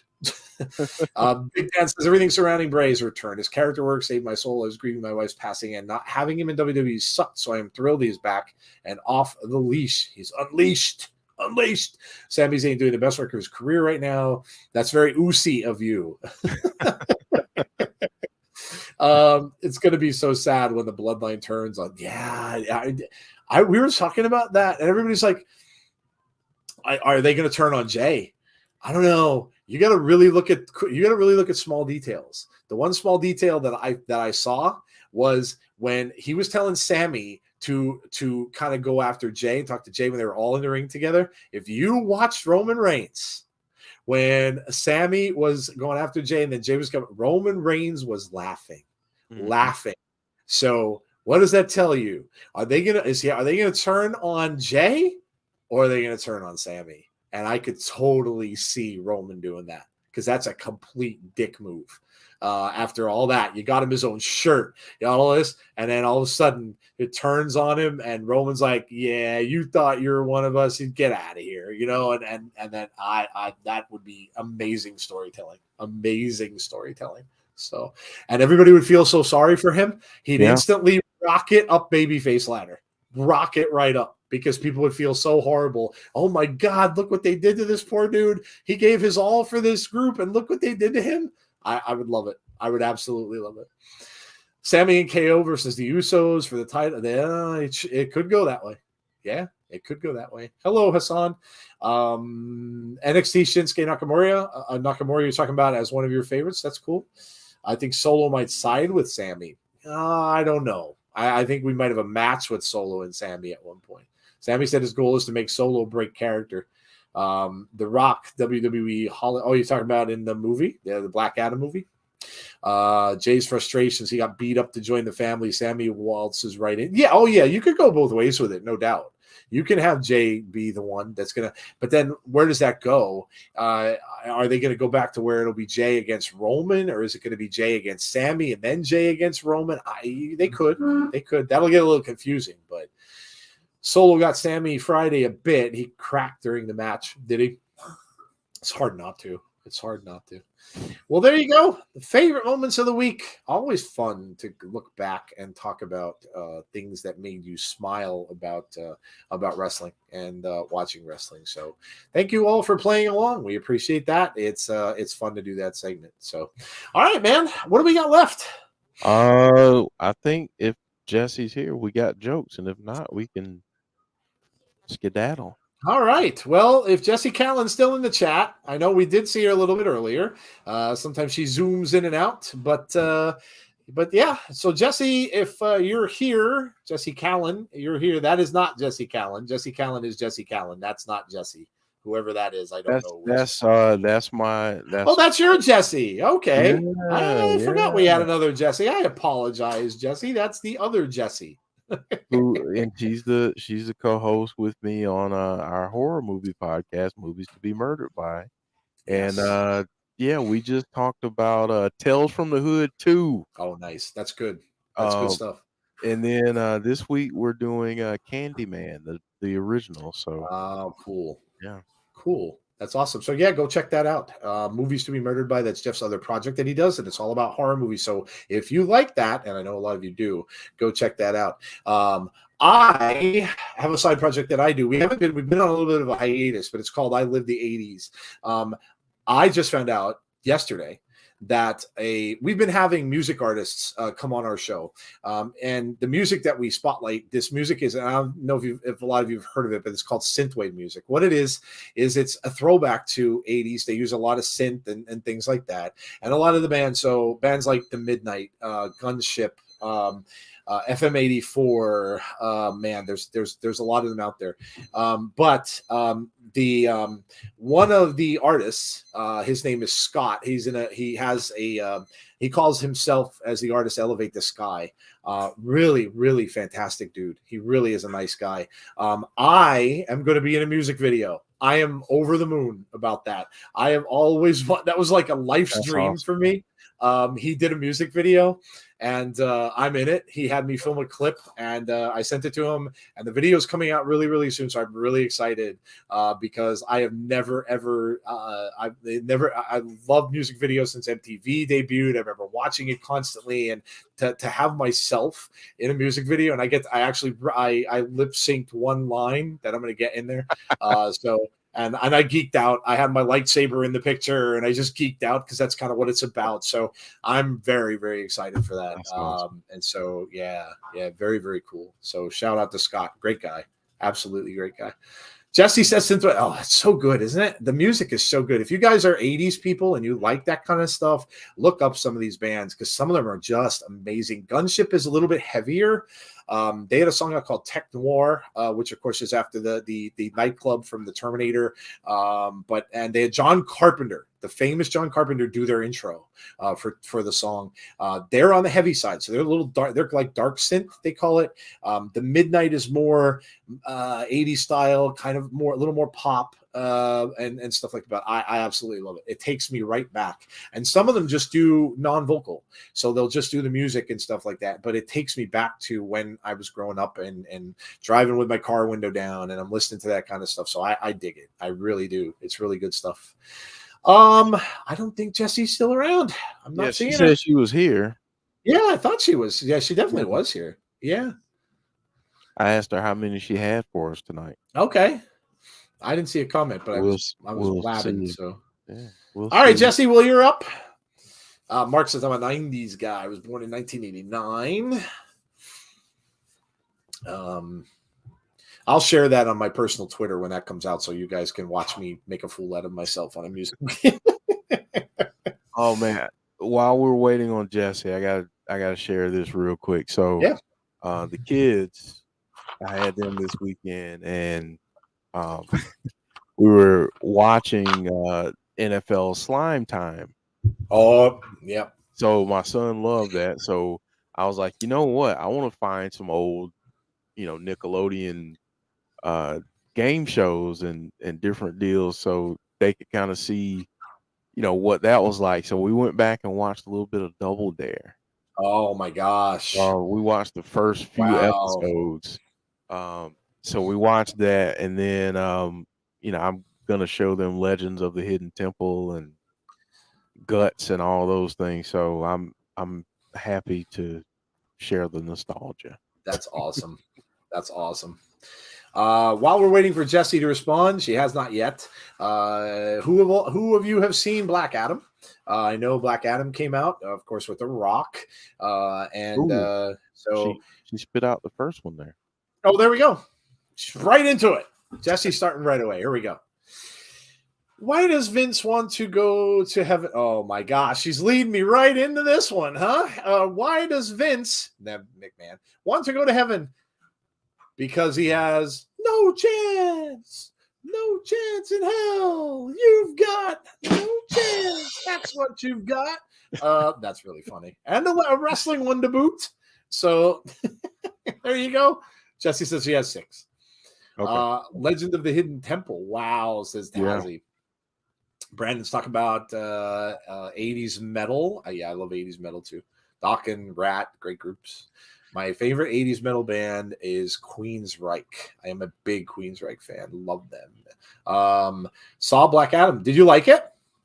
I have had most of my friends are saying they enjoyed it. The critics hated it, which I'm not surprised. They don't like anything that's usually superhero related unless it's like really, really, really good or really like whatever they want it to be. Bonus Baby says, great Doctor Who show, and the Jazz are 3-0. Yeah, my Celtics are 3-0 as well and looking pretty good. Is Vince the greatest heel of all time in wrestling?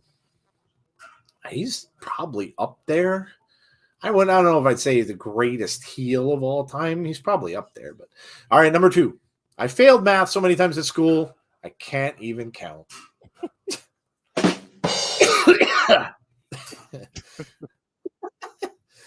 My favorite is Savatage. I know them.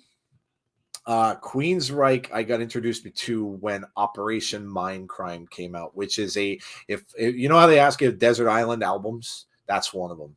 If I would literally, I'd probably put that in my top 3 It's an amazing record. It's a concept album, and I always liked those. I mean, I got that from Pink Floyd, obviously, in The Wall, which is probably the best concept album ever made. But Mindcrime was fantastic, and Jeff Tate, the vocalist, vocals are so good. Big Dan wants a joke. I heard Michael Myers was voted class clown in high school. Turns out he was a real cut up. Clever. Jesse said it was entertaining. Pierce Brosnan in The Rock made the movie better. I love Dr. Fate. That character was always one of my DC favorites. So that's pretty exciting that he played him. So I'm gonna want to go just to see him. I love Dr. Fate. So Jesse, I'm sure you've seen the post-credit scene. I couldn't help myself and I spoiled that. But so yeah. All righty then. Jesse, number 3. I think I shared this one, but it's still funny. My father has schizophrenia, but he's good, people. You did share it before. I remember it, but that's okay. It's funny. That's a good one. It's funny. Gus says, what did John Cena tell the Japanese chef? You can't sashimi.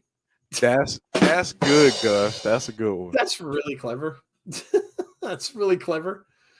The post-credit scene was fire. Yeah. I spoiled that for myself. I couldn't help it. It was tough not to know, kind of, because it was really out there without them saying what it was, but it's pretty exciting. Number 4. It takes a lot of balls to golf the way I do. Listen, I live that statement. I live that because I lose so many golf balls when I go golf. So yeah, I feel that. I have never attempted it. I've only ever played miniature golf, and I've done driving ranges before, but I have never attempted to play golf. It's such a fun yet frustrating game. I would imagine. Yeah, I would imagine. Ace Steele's favorite show is Dog the Bounty Hunter. Wow. That's quite funny, Gus, for more than one reason. And here comes the second reason. Uh-oh. It's a segue? Like is it a segue into a joke? We can get a segue into a joke? Jesse's even doing segues?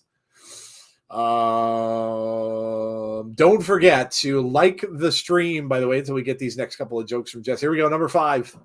Fast and Furious. What did little John Cena say to his primary school teacher when she gave him his report card? A, the answer, you can't see me. You can't see me. Jason Voorhees has opened a new website. It's //escape. Those are very clever tonight. Yeah. Very, very clever. Oh.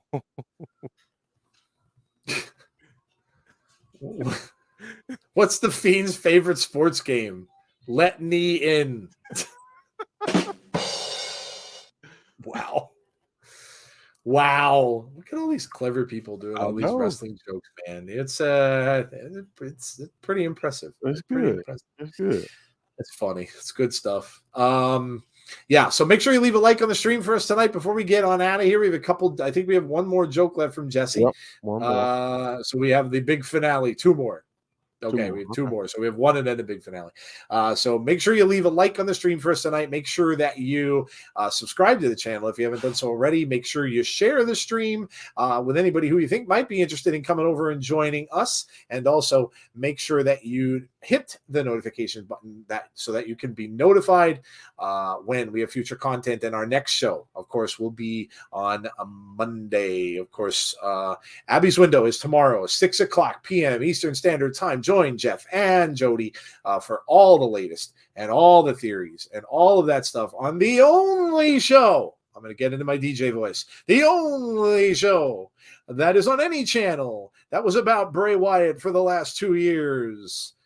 Don't miss it. It's going to be a good episode tomorrow. And of course, you'll get a little bit of a video clip from Dom. He can't make the show tomorrow, so he will send a video clip out for you to watch.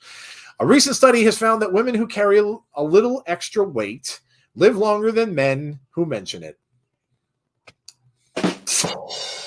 That's a good one. That's a good one. That's a good one. Tazzy said, you guys are crazy tonight. Cray. Van Halen, 1984. Great album. Great album. You know what my favorite song is on that album? And it's not what you think. It's I'll Wait. The song called I'll Wait. Excellent song.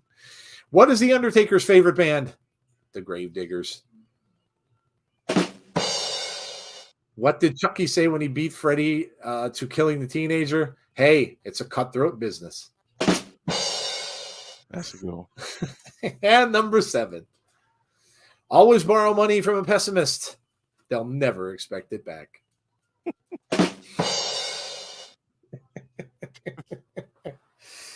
Oh, well, there you go. See, we leave you, we give you all this information and news and grievances and all this other stuff, and then you get to go home on a happy note laughing. So there you go. Uh-oh. I've waited and waited, but can finally say, what a pile of old shit. And no, I don't mean you, Joe. Wow. Definitely Callan Corner jokes. And there it is. The Statler and Waldorf of the Muppets of Jesse's Jokes C Wrestling chimed in right at the end, which is appropriate. That's very appropriate. That's how they used to end the Muppet Show many times. What's Michael Myers' favorite game as a child? The Silent Game, says Misfit. Nice. See, oh my gosh. Comes in at the very end of my jokes to hate on them. Tazzy says, wow. All right, guys. Well, on that note, we are done for this week's episode of Between the Ropes. We hope you had a good time. We hope you enjoyed it. And we really thank you for coming out on a Sunday night to check out the show. We really, really appreciate it. And we will be back here next Sunday to do another. So join us for that. Make sure you join us for Abby's tomorrow. Jeff and Jody, like I said, will be there. Next show that we will have then after that will be Impact Wrestling, our watch along for Impact on Thursday night, 7:45 p.m. Eastern time. You Impact people that have been coming out, we thank you. Come out and join us again. And obviously on Friday, we'll have a SmackDown watch along where the wheel continues to spin about what is going to happen with Bray Wyatt next. So don't miss that as well. That's it, guys. Have a great rest of your night. Enjoy the rest of your Sunday. Stay safe. Please be kind to one another. And that includes on Twitter and all the socials and stuff like that. Hey, stay away from the dirt sheets. Just, give up the dirt sheets for even if it's a week, give them up. And then tell me online that it improves your watching of wrestling, because I'm telling you it will. That's it. Hopefully we will see you all for our next stream, which is Abby's Window tomorrow night at 6:00 p.m. Eastern Standard Time. Have a great night, guys, and we will talk to you soon. Good night, everybody.